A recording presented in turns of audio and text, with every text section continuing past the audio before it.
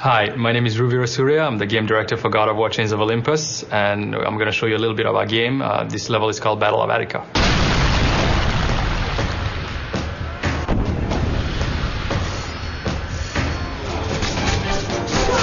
So right now Kratos is defending a Greek city on the shores of Attica against a Persian invasion. You can see all the boats in the background. This was one of the first places where we really wanted to see whether we could do a vista. We knew with the PSP that it was going to be hard to get the kind of stuff you get out of a PS2, but we pushed as much as we could, and it definitely shows, I think, on this.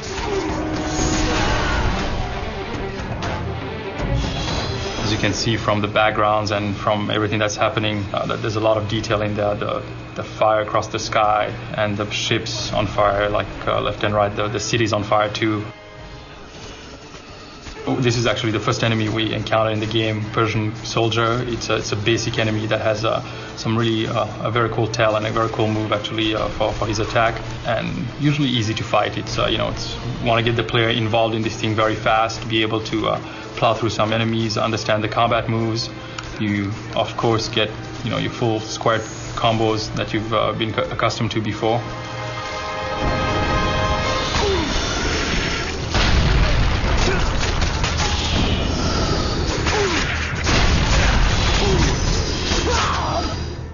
And also the interactivity of the environment. For example, here, the one thing that you have to do is go shoot the ballista to stop those ships from firing to you.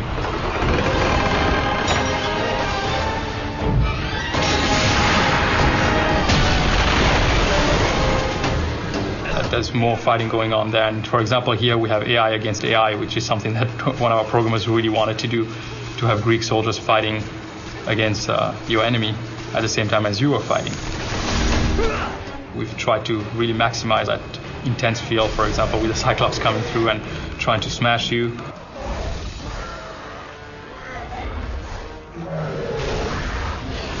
Just when you think that you're going to be fighting him, bam, here comes the Basilisk, actually eats him. See the limbs in his mouth, just eats him up, and here you go. This is your first boss battle actually in the game, and we've worked hard to try and see what we could do with an enemy like this. It's a fire-breathing enemy, and of course which has melee attacks. You kind of have to just see the pattern actually of how he fights. He's got the 2 bites, and if you stay too far, you might be getting shot on by his fireball. We really wanted to allow the player to experience a similar thing that you've experienced in the other games, which is that feeling that you're fighting something bigger than you could ever imagine existing.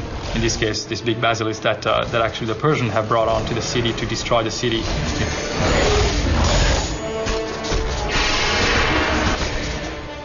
And here you go, slam him on the sides. We wanted to really get Kratos to move around this beast as much as possible and try to hurt him as much as possible. And the end of the CS move actually here ends in him hitting him with the big pillar that was left over by the Cyclops that walked in. And now that the Basilisk went away, you try to chase him in this scene and finally get on the beach that you saw actually when you're on the rooftops. And you see the blood trail right now of the Basilisk having fled. He's actually entering the city at this point, and it's going to become your mission to chase him and try to stop the destruction of this Greek city. As you can see, I mean, the level of detail for the environment was something that we really, really wanted to get. We wanted to give the player the same feel as in the other games, and no excuses made just because it was a PSP game.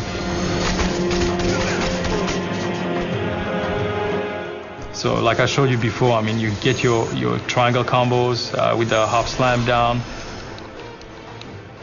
and some of the other combos that you find in the other 2 games. For example, the special square combo that is more for crowd control, and also something that we added that I'll show you right now, which is a more focused attack that leaves you vulnerable at the end, because there's a little bit of like about a second of vulnerability that if you end up in a big group of people, you'll most likely get hit. Diversity on the combat was a really big thing for us. I know that Corey actually and the guys at Santa Monica have done an amazing job with it. So we really wanted to make sure that we didn't lose that in our game.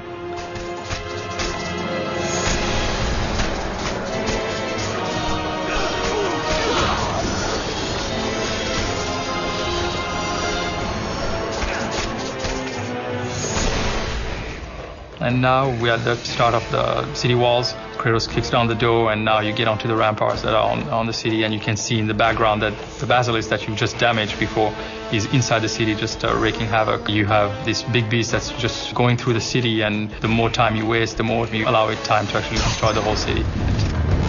What evil have you wrought on this city, Persian? Further to that, of course, there's going to be a lot of NPC character interaction in the game.